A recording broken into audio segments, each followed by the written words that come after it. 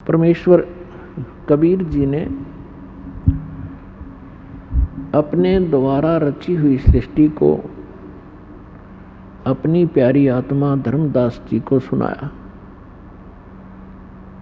पुण्यात्माओं, आप जी को इस दास के इस ज्ञान से, जो परमात्मा कबीर जी द्वारा दिया हुआ ज्ञान है, उसके आधार से इतना तो आभास हो चुका है, जैसे ज्ञान गंगा नामक पुस्तक को भी पढ़ा, सत्संग भी सुनते रहते हो, कि न तो ब्रह्मा जी को ज्ञान, न विष्णु जी को ज्ञान, न शंकर भगवान और देवी और ब्रह्म को कंप्लीट स्पिरिचुअल नॉलेज इनको भी नहीं है, क्योंकि अपने द्वारा रची हुई सृष्टि को परमात्मा स्वयं ही आकर बताते हैं। और परमेश्वर चारों युगों में आते हैं, अपने द्वारा रची हुई सृष्टि को स्वयं ही ज्ञान कराते हैं, वही सही सही बताते हैं। उन्होंने 600 वर्ष पहले अपनी प्यारी आत्मा धर्मदास जी से कहा था कि धर्मदास जी, जब तक ये मानव, ये प्राणी मेरे द्वारा रची हुई सृष्टि के इस ज्ञान को ठीक से नहीं समझेंगे, तब तक ये कोई भी अध्यात्म ज्ञान ग्रहण नहीं कर सकते और न ही इनको किसी भी अध्यात्म ग्रंथ का कोई सिर पैर पता लग सकता। तो ये जो सृष्टि रचना है, ये एक मास्टर की है आध्यात्मिक इस मार्ग को समझने के लिए। तो परमात्मा ने 600 वर्ष पहले आकर बताया था अपने प्यारी आत्मा धर्मदास जी को कि सृष्टि रचना कैसे की मैंने, और आप जी यहाँ इस काल के जाल में कैसे फंस गए, आपकी क्या हालत है, कोई जीवन है आपका। भले ही हम देखम देखा एक दूसरे को देख कर यहाँ टाइम पास कर रहे हैं, और अज्ञानता के कारण हम अपने आप को बहुत चतुर भी समझ बैठे हैं, क्योंकि थोड़ी सी शिक्षा होगी, कोई डॉक्टर बन गया, कोई इंजीनियर, कोई राजनेता बन गया, कोई वकील एडवोकेट, कोई जज बन गया, और हम अपने आप को घना इंटेलिजेंट और चतुर मान बैठे। हम आज भी, चाहे कुछ भी, कितनी ही एजुकेशन आपके पास है, आप केवल जीव हैं। हम सभी अभी तक जीव हैं, और जीव की कोई औकात नहीं है। आज मृत्यु हो जाती है, चाहे राष्ट्रपति बना हो, कल गधा बन जाएगा। जो भक्ति नहीं करता तो खाक पर बूता यहाँ की। इसलिए जब तक हमने अपना यह दातम ज्ञान अच्छी तरह समझ में नहीं आएगा, जिसकी जानकारी नहीं होगी, तो हम ऐसे ही भटकते रहेंगे और कोई भी हमें भ्रमित कर देगा। कबीर साहब कहते हैं कि ज्ञान संपूर्ण हुआ नहीं, हृदय नहीं छिदाया, इस देखा देखी भक्ति का रंग नहीं ठहरा। अब परमात्मा एक, सब मानते हैं।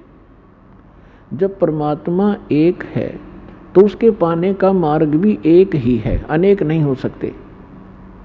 तो फिर ये नाना धर्म कैसे बन गए, ये भिन्न भिन्न पंथ और मार्गदर्शक कैसे पनप गए? क्योंकि हमें ज्ञान नहीं, इन्होंने हमारा अंडोला बना रखा है, इन्होंने हमारा साइकिल बना रखा है। अब एक संत के पास जाते हैं, वो इतने चतुर हो ही जाते हैं ज्ञान अटपट करके कि आम जन साधारण को वो मूर्ख बना ही सकते हैं, भ्रमित कर ही सकते हैं। तो हम कभी किसी संत के पास गए, कभी किसी पंथ में, कभी कोई मजहब ग्रहण किया, लेकिन अब तक हम यही भटक रहे हैं, क्योंकि हमें सृष्टि रचना का और यह अध्यात्म ज्ञान और सतगुरु नहीं मिले, जिस कारण से हम अपना मानव जीवन असंख्यों बार बर्बाद करके, नष्ट करके, और एक हारे हुए जुआरी की तरह हाथ झाड़ कर चले गए। अब पुण्यात्माओं आपके ऊपर रहम किया दाता ने, और अब भी नहीं पहचानोगे इस गंदे लोक को, क्योंकि एजुकेशन आपके पास है, इतना समझदार आपको बना दिया है कि आप आसानी से अपना भला और बुरा खूब सोच सकते हैं। और सदग्रंथों में प्रमाण परमात्मा के ये दास आपके रूबरू कर ही रहा है, जो आज तक के ऋषि महर्षि मंडलेश्वरों को ये नहीं प्राप्त हुए। तो सबसे पहले केवल परमात्मा थे, सत्य पुरुष थे, अविनाशी परमात्मा कबीर भगवान थे। उस परमेश्वर का ओरिजिनल नाम जो है कबीर देव है। वेदों में उसे कबीर देव कहते हैं, और हम अपनी मातृभाषा में उसे कबीर कहने लगे। कबीर देव माने साहब परमेश्वर। और कुरान शरीफ के अंदर उसी परमात्मा को अल्लाह कबीर कहते हैं। अल्लाह अकबर, अकबीर ये अपभ्रंश शब्द है। अल्लाह कबीर है। अल्लाह माने परमात्मा, साहब कबीर माने कबीर। ऐसे ही उस परमात्मा ने सबसे पहले ऊपर का अकय लोक रचा, जिसको अनामी लोक भी कहते हैं। और उसके पश्चात परमात्मा ने नीचे के 3 लोक और रचे, और प्रत्येक लोक में परमेश्वर ने अपने ही भिन्न भिन्न रूप बनाए। और प्रत्येक लोक के अंदर एक बहुत बड़ा गुम्बद है, बहुत बड़ा सुंदर एक मंदिर नुमा स्थान है। उसके बीच में परमात्मा ने अपना तख्त बनाया है, सिंहासन बनाया है, उसके ऊपर वो विराजमान है। सिर पे मुकुट है, ऊपर श्वेत छत्र है, और परमात्मा के प्रत्येक लोक में परमात्मा की बॉडी का जो लाइट है, परमात्मा के शरीर का जो शरीर प्रकाश है, उसमें प्रत्येक लोक में अंतर है। सतलोक के अंदर परमात्मा के कबीर परमेश्वर जी सत्य पुरुष के एक रोमकूप में जैसी छिद्र है बालों का, इसके करोड़ सूर्य मिला दे, करोड़ चंद्रमा, इतना नूर है पूरी बॉडी का। यानी एक रोमकूप का इतना है तो पूरी बॉडी का कितना होगा, ये हिसाब लगाएं। और उसके बाद ऊपर अलख लोक है, उसके अंदर परमात्मा के ऐसे सिंहासन पर विराजमान है, और वहाँ उनके शरीर की जो शोभा है वो एक रोमकूप में अरब सूर्य और इतने ही चंद्रमा दोनों मिला दे तो भी परमात्मा के एक रोमकूप की जो रोशनी है वो तेज है। उसके बाद अगम लोक है। अगम लोक के अंदर परमात्मा के एक रोमकूप की रोशनी खरब सूर्य के तुल्य है। एक रोमकूप की सारी बॉडी की कितनी होगी आप हिसाब लगाएं। उसके बाद जो अकय लोक में परमात्मा विराजमान है, तो उनके एक रोमकूप की जो रोशनी है शंख सूर्य, नील पद्म शंख सूर्य जितने प्रकाश है। सतलोक के अंदर परमात्मा ने सबसे पहले सृष्टि रचना की है। परमेश्वर कबीर जी ने आदरणीय धर्मदास साहिब जी को बताया, तो वो ज्ञानदास अपने शब्दों में आपके रूबरू करेगा।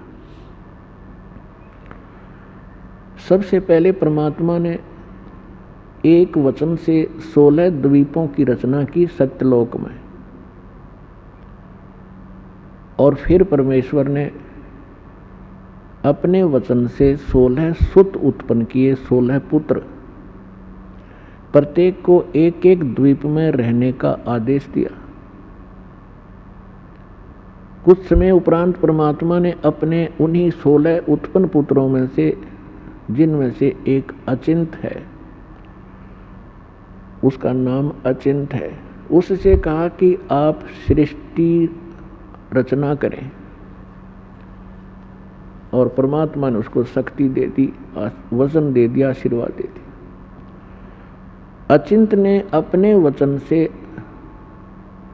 अक्षर पुरुष की उत्पत्ति की, और परमात्मा ने उन्हीं प्रत्येक द्वीप में एक मान सरोवर की रचना की। उस सतलोक के अंदर एक मान सरोवर की रचना भी उन द्वीपों के साथ ही की।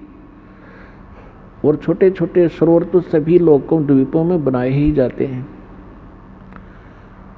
तो अक्षर पुरुष स्नान करने के लिए उस मान सरोवर में चले गए। तो पुण्यात्मा वहां श्वासों से शरीर नहीं है, तो वहां जाकर के उसने पहले स्नान किया, फिर उस शीतल जल के अंदर आनंद से लेट गए, निंद्रा आ गई। काफी समय तक वो बाहर नहीं आए। अचिंत ने परमेश्वर से कहा कि परमात्मा अक्षर पुरुष उठ नहीं रहा है और मैं सृष्टि रचने में हेल्पलेस हूँ, विवश हूँ, जब तक वो सरोवर से बाहर नहीं आएगा। तब परमात्मा ने कहा कि बेटा, मैंने आपको इसलिए ये सृष्टि रचने के लिए कहा था, और मुझे मालूम था कि आप नहीं कर सकते, लेकिन बीच में आपके कर्म बिगड़ जाते, आप सभी अपनी महिमा की भूख में कहीं गड़बड़ ना कर देते। इसलिए समर्थ का काम समर्थ ही कर सकता है, आगे से सावधान रहना पुत्र। यानी इस झटके से उन सभी जितने भी पुत्र थे जब तक उत्पन्न हुए थे, उन सभी को ये एक अच्छा लेसन प्राप्त हुआ।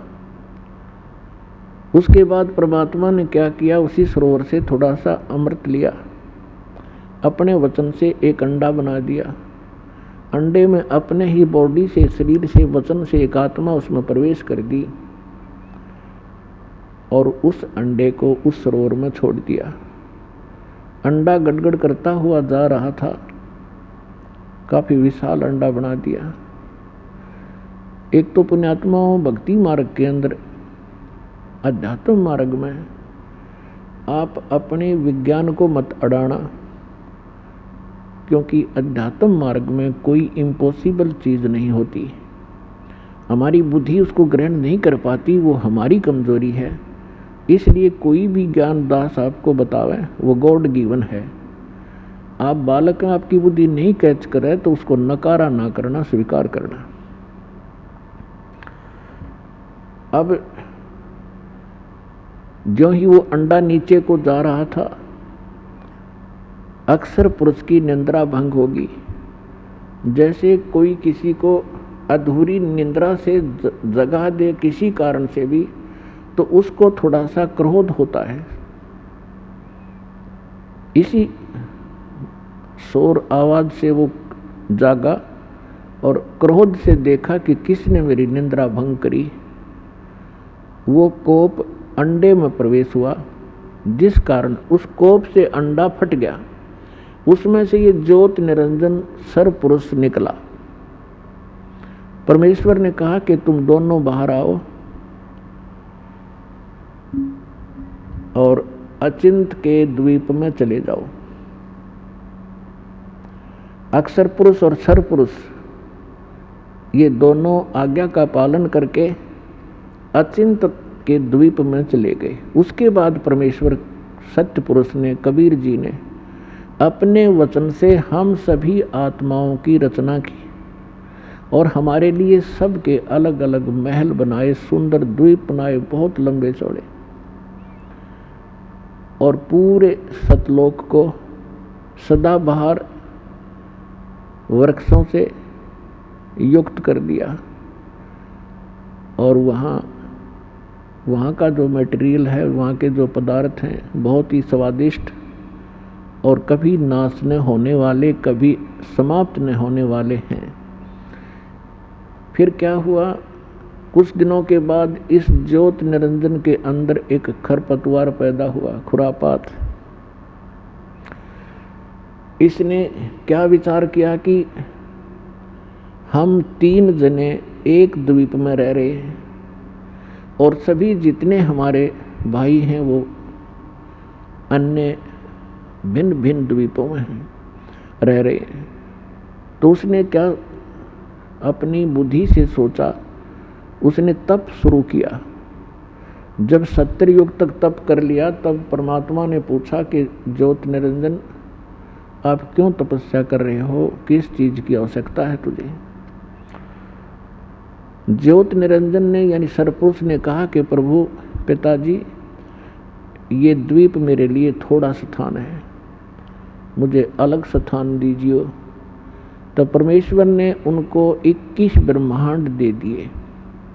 जैसे एक धनी पिता अपने पुत्र को अलग से 21 यानी कुछ प्लाट दे देवे, ऐसे समझो। उन 21 ब्रह्मांड को पाकर के ये बड़ा प्रसन्न हुआ। उन प्लाटों को देख देख कर फूला नहीं समावे। फिर इसके मन में आया कि इसमें कुछ रचना भी करूं। उसके लिए फिर ये भिखारी, इसने फिर से तपस्या की।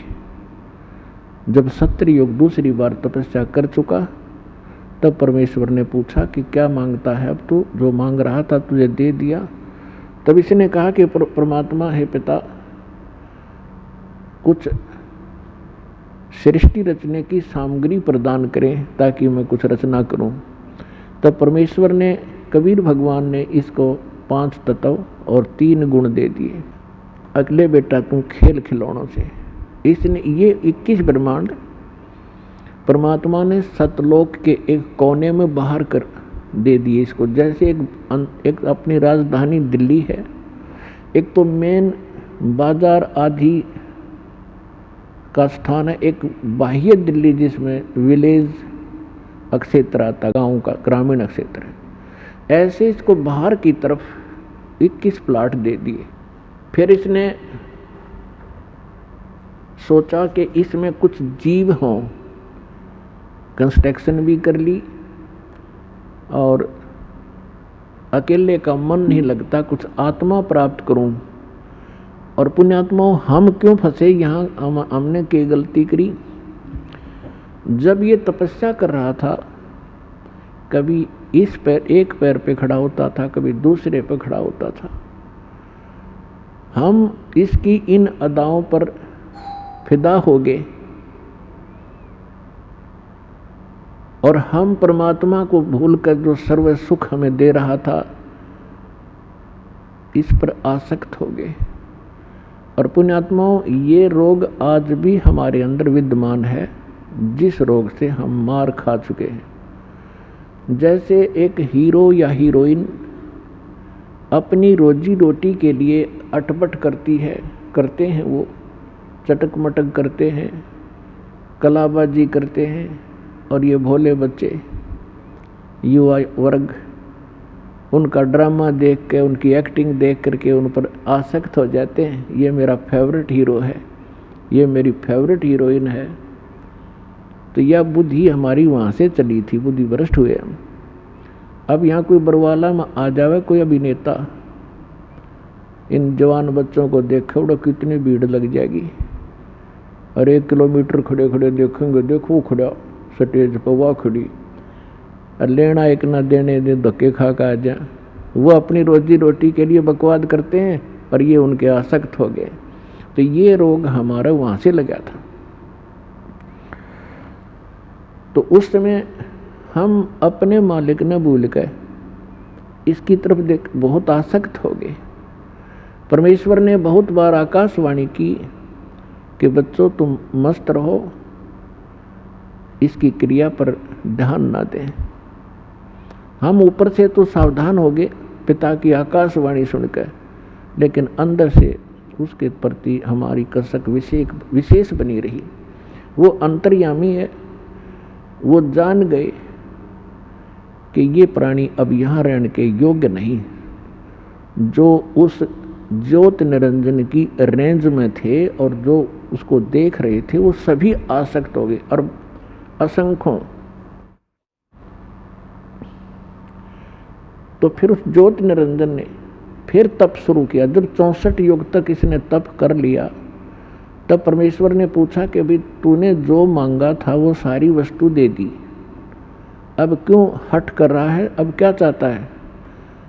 तब इसने कहा पिताजी मुझे कुछ आत्मा दे दो, अकेले का दिल नहीं लगता।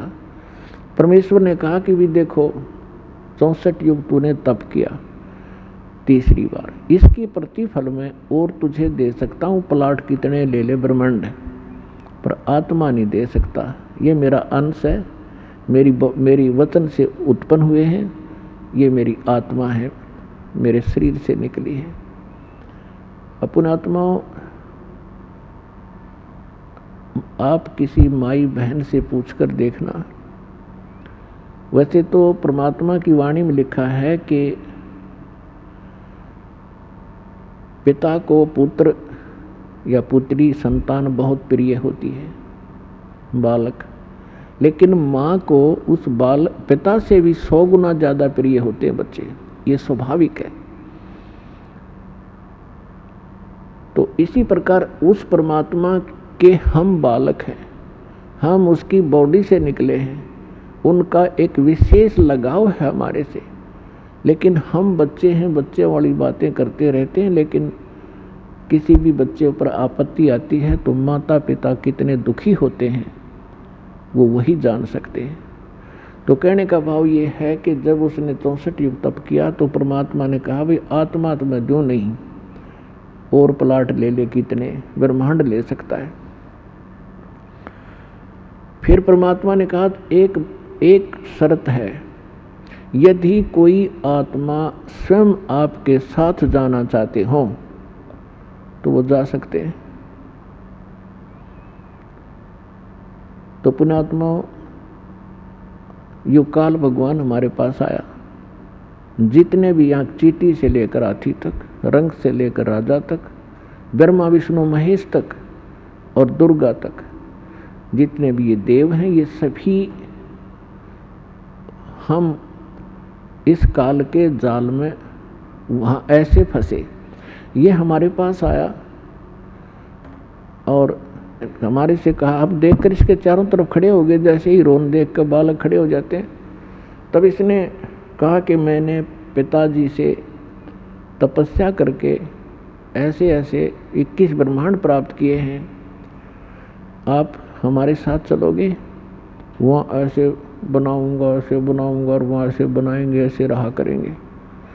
तो हमने क्या कहा कि यदि पिताजी आज्ञा दे दे तो हम चलने को तैयार हैं। तो ज्योति निरंजन ने फिर से परमात्मा से प्रार्थना की और कहा जी कुछ आत्माएं मेरे साथ जाने के लिए एग्री हैं, आपकी आज्ञा चाहते हैं। तो परमात्मा हमारे पास आए और हमसे पूछा कि भाई बोलो कौन कौन इस ज्योति निरंजन सरपुरुष के साथ इसके लोक में जाना चाहते हैं, वो हाथ खड़ा करें। अब हम पिता के सामने, क्योंकि वो पहले कह चुके थे कि इसके ड्रामे न मत देखो, अपना मस्त रहो, ये इसका कार्य उचित नहीं है। तो हम बहुत ज़्यादा लज्जित हो गए और नीची गर्दन करके बैठ के सभी सन्नाटा छा गया, कोई नहीं बोला। पिताजी के सामने कैसे ये मुंह फटे।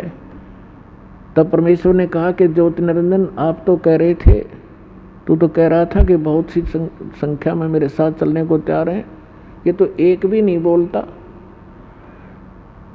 तब एक आत्मा खड़ी हुई और खड़ा होकर के कहा कि मैं इनके साथ जाना चाहता हूं। हमने सोचा कदे ये एक लिए यही आत्मा सारा मजा ले जा, हम पीछे रह जा। तो देखा हमने भी फिर दोनों हाथ खड़े कर लिए असंख्यों।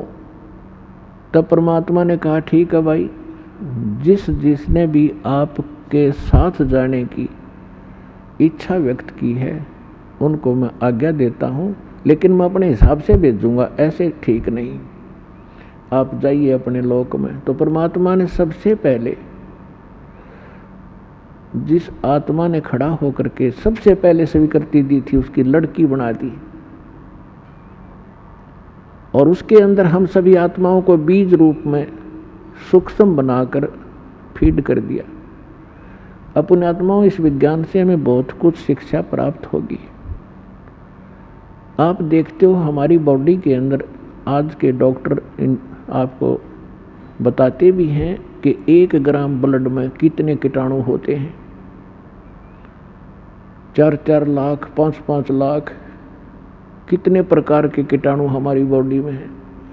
तो इसी प्रकार परमात्मा ने हमें सूक्ष्म रूप में इस दुर्गा, उसका नाम आदि माया रखा, जो आगे चल के दुर्गा देवी रूप नाम से प्रसिद्ध हुई। तो हम सभी को सूक्ष्म रूप में वचन से दुर्गा के अंदर प्रवेश कर दिया और युवा लड़की बना दी। और उससे परमेश्वर ने कहा कि बेटी, मैंने तेरे शरीर में वो सभी आत्माएं प्रवेश कर दी हैं और तुझे मैंने आशीर्वाद और वचन दे दिया है, शब्द शक्ति दे दी है। जितने जीव वो ज्योत निरंजन कहे, आप उतने ही नर और मादा उत्पन्न कर सकते हो। और आप जाइए उस ज्योत निरंजन सर्वपुरुष के ब्रह्मांडों में। उस लड़की के साथ सबसे पहले जो 16 सुत उत्पन्न किए थे पुत्र, उनमें से एक सहज दास है। उस सहज दास को उस लड़की के साथ भेज दिया कि अपनी बहन को और उसको ज्योत निरंजन के पास छोड़ के आइए और उसको बता दीजिए कि इस लड़की को पिताजी ने वचन शक्ति दे दी है, जितने जीव तू कहेगा ये उत्पन्न कर देगी। सहजदास जी ने आज्ञा का पालन किया, अपनी बहन को लेकर के वहाँ पहुँचा। ज्योत निरंजन से जो भी पिता ने कही थी वो सारी वाणी, सब वचन, वो आज्ञा सुना दी और कहा कि इस लड़की बहन के शरीर में वो सभी आत्माएं हैं जो तेरे साथ आने की इच्छुक थी और इसको वचन दे रखा है जितने तू नर मादा कहेगा उतने ही ये उत्पन्न कर देगी। जोगजीत वहाँ छोड़कर अपनी बहन को वापस आ गया। अब युवा होने के कारण लड़की का रंग रूप निखरा हुआ था। अपने आत्माओं, ये रोग भी यहाँ के प्रत्येक प्राणी में वहीं से लगा था। अकेली लड़की को देखकर इस काल के मन में बड़ा दोष उत्पन्न हुआ, इसके आव भाव बिगड़ गए, लड़की के साथ बदतमीजी करने लगा। दुर्गा ने अपनी इज्जत रक्षा के लिए बहुत सी विनय की और बहुत से एग्जाम्पल भी किए कि ज्योत निरंजन विचार कर, पिताजी की दी हुई वचन शक्ति मेरे पास है और जितने जीव तू कहेगा मैं उत्पन्न कर दूंगी। तू मेरे साथ ही जुल्म ना कर, बदतमीजी मत कर, ये ग्रस्त सृष्टि ना प्रारंभ कर। और देख, पहले आप अंडे से उत्पन्न हुए पिताजी के वचन से, उन्हीं की आत्मा हो तुम, तो मैं उन्हीं के वचन से मैं उत्पन्न हुई हूँ। तू मेरा बड़ा भाई है, मैं तेरी छोटी बहन हूँ। और बहन भाई का ये क्रम महापाप का कारण होता है, तो ऐसा जुल्म ना करे। पर इसने एक नहीं सुनी और हद से ज़्यादा बढ़ गया बदतमीजी करता हुआ और कहा कि यहाँ और तू और मैं हैं और यहाँ कोई नहीं आ सकता। लड़की ने देखा कि ये तो बकवास करने पर तुल गया, अपना सूक्ष्म रूप बनाया और जो ही वो बकवाद करने के लिए मुंह खोले हुए था, आलिंगन करता हुआ उसके मुख के माध्यम से और पेट में चली गई और कहीं अपनी इज्जत की रक्षा उसने कहीं लगी नहीं, कोई बचाव का स्थान नहीं दिखा।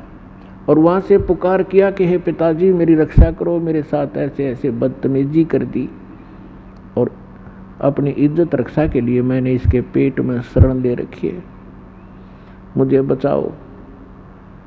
परमात्मा को पता था कि इन्होंने भरी थाली का ठोकर मार दी, यह सारे सुख उपलब्ध थे और इस दुष्ट के साथ ही आकर्षित होकर इससे लेंगे टिंडे। अपने आत्मा बहुत सी शंकाएं उत्पन्न होती हैं प्रथम बार जो इस सृष्टि रचना को सुनते हैं, लेकिन ये कोई डूम बाट के गीत नहीं है। हमने आज तक जो भी ज्ञान सुन रखा था वो बिल्कुल इनकम्प्लीट था, कोई सिर पैर नहीं था उस ज्ञान का। तो यहाँ परमात्मा ने क्या किया, अपने ही पुत्र जोगजीत का रूप बनाया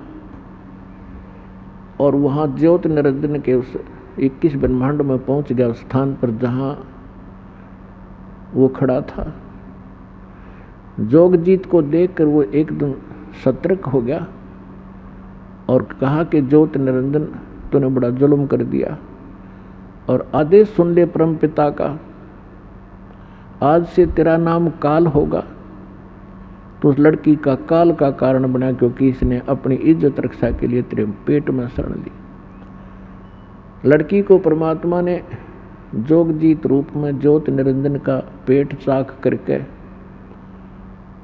वचन से वह लड़की बाहर निकाल दी, पेट पर चीर के, और कहा कि तुम दोनों यहाँ से निकल जाओ। आज से तुझे ये श्राप लग गया है, 1 लाख मानव शरीरधारी तू नित्य आहार करेगा और 1.25 लाख की उत्पत्ति डेली करा करेगा, और चले जाइए यहाँ से अपने 21 ब्रह्मांड लेकर। ऐसे उस पवित्र लोक में ऐसे दुष्टों की कोई स्थान नहीं है।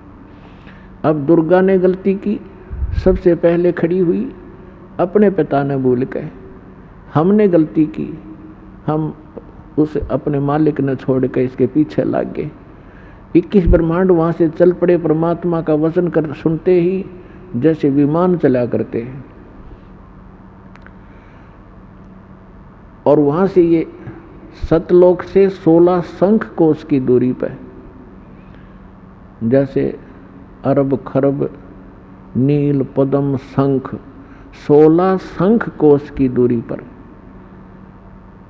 एक कोश के अंदर लगभग 1.25 मील होते हैं, और 1 मील में लगभग 1.5 किलोमीटर होता है। अब अंदाज़ा लगा लो, किलोमीटरों का हिसाब लाओ तो गणित की रीति से आप ऐसे लगा सकते हो।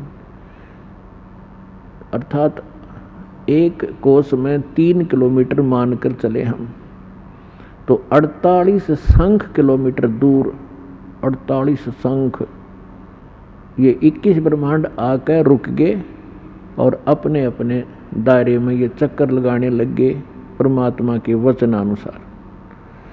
अब इस ज्योत निरंजन ने फिर से वही बकवाद बाई, लड़की के साथ फिर बदतमीजी शुरू की। दुर्गा ने इसको फिर से समझाने की चेष्टा की, पर ऑल इन वैन। लड़की ने कहा कि देख ज्योत निरंजन, पहले तू मेरा बड़ा भाई, मैं तेरी छोटी बहन, और दूसरे मैं तेरे पेट से बाहर आई हूँ, तेरी बेटी होगी, कोई सा नाते की तो लज्जा रख ले। पर इसने एक नहीं सुनी और दुर्गा के साथ इसने सृष्टि क्रम किया। 3 पुत्रों की उत्पत्ति हुई। बड़े का नाम ब्रह्मा रखा जो रजगुण युक्त कर दिया, दूसरे का नाम विष्णु रखा जो सतोगुण युक्त कर दिया, और तीसरे का नाम शंकर रखा जो तमोगुण युक्त कर दिया। और फिर दुर्गा ने अपने ही वचन से 3 लड़कियां उत्पन्न की, और उन 3 लड़कियों से इन तीनों का विवाह कर दिया। इस प्रकार ये काल की सृष्टि प्रारंभ हुई। अब पुण्यात्मा परमात्मा ने अपने द्वारा रची हुई सृष्टि आज से 600 वर्ष पहले लोकोक्तियों के माध्यम से भी सुनाई थी, और धर्मदास जी ने वो लिपिबद्ध की थी। कबीर सागर के अंदर इसका प्रमाण है। आपको कबीर सागर से दिखाता हूँ। अब देखिएगा, कबीर सागर संपूर्ण 11 भाग खेमरा श्री कृष्णदास प्रकाशन मुंबई से प्रकाशित है। ये देखिएगा कबीर सागर, इसके कौन है ये संशोधक? कबीर पंथी भारत पथिक स्वामी युगलानंद विहारी द्वारा पुरस्कृत। मुद्रक एवं प्रकाशक हैं खेमरा श्री कृष्णदास, अध्यक्ष श्री वेंकटेश्वर प्रेस, खेमरा श्री कृष्णदास मार्ग मुंबई का। ये है ज्ञान बोध और बोध सागर, ये खंड है। इसका अध्याय है ज्ञान बोध और इसके 21 पृष्ठ पे यहाँ परमात्मा की द्वारा बताई सृष्टि रचना है।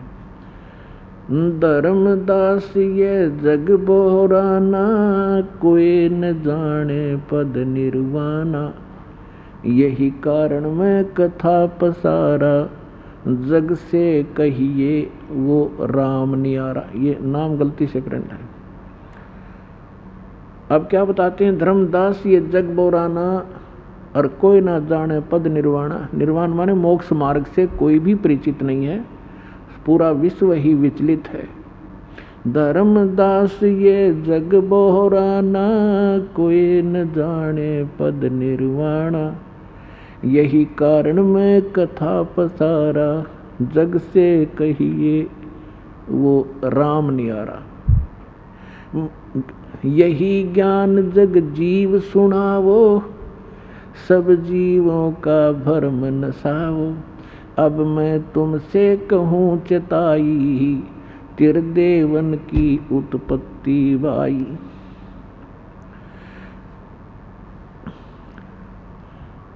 कुछ संक्षेप कहूँ गहुराई, सब संशय तुमरे मिट जाई। भरम गए जग वेद पुराना, आदि राम का वेद न जाना।